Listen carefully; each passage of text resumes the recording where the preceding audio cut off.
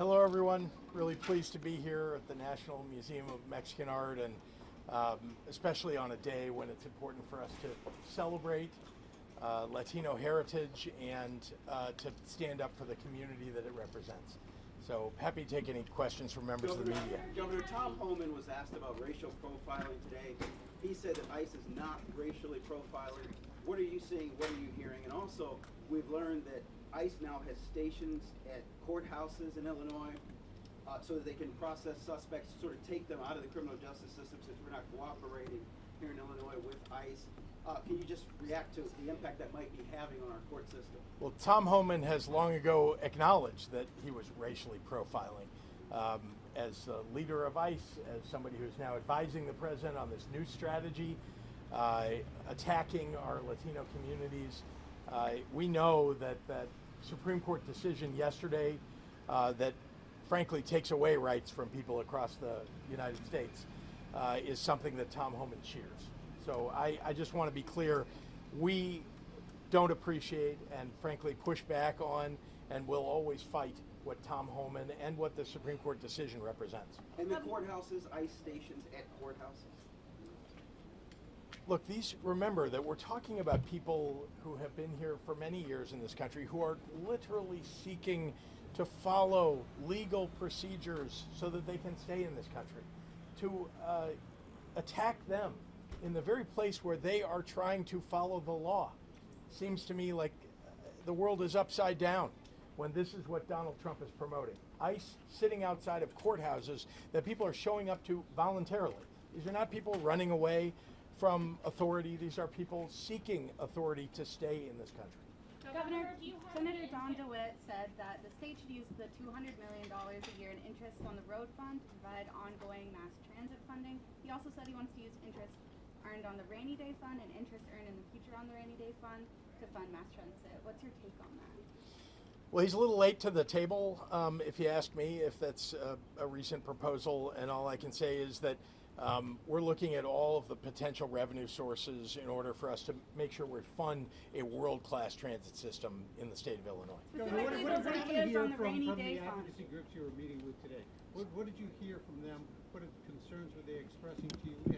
And what are you able to do to sort of work with them and help them?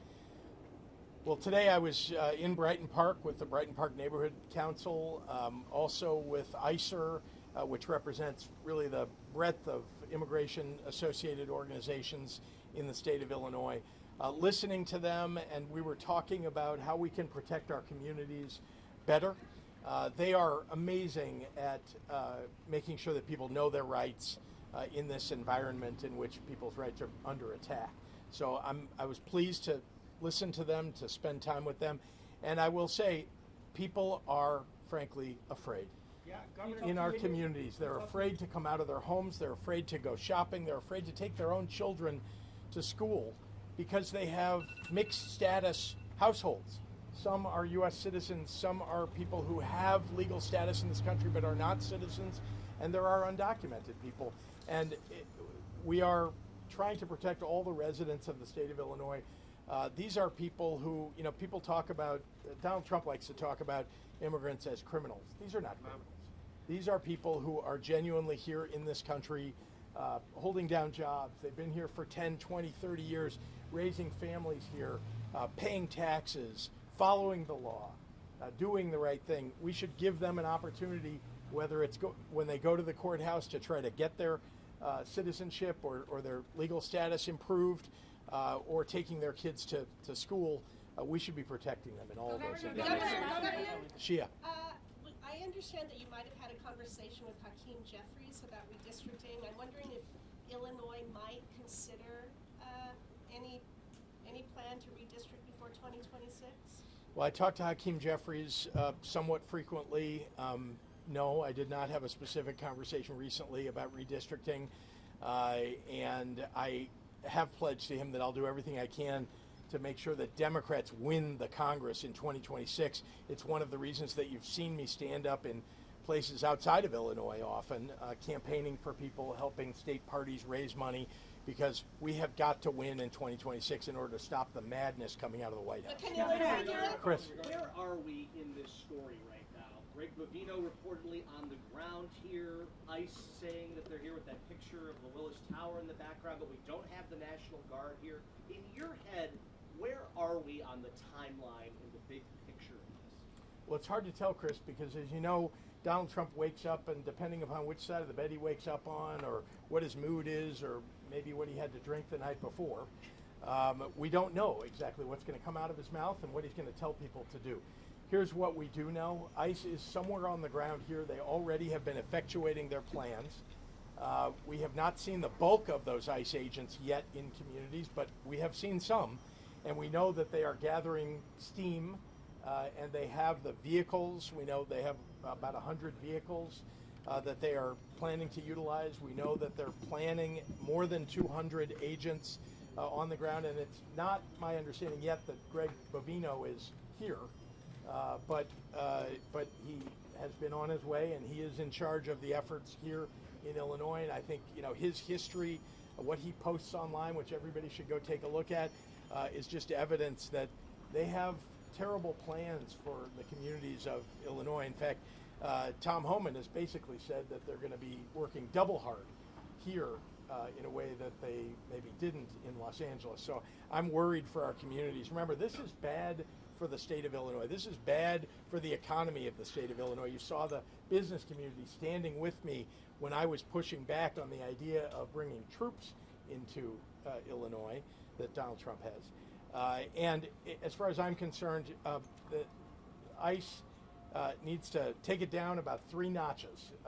And we need Tom Homan to focus on something other than his failures in Illinois. One of the reasons that he's been so unsuccessful is people know their rights here.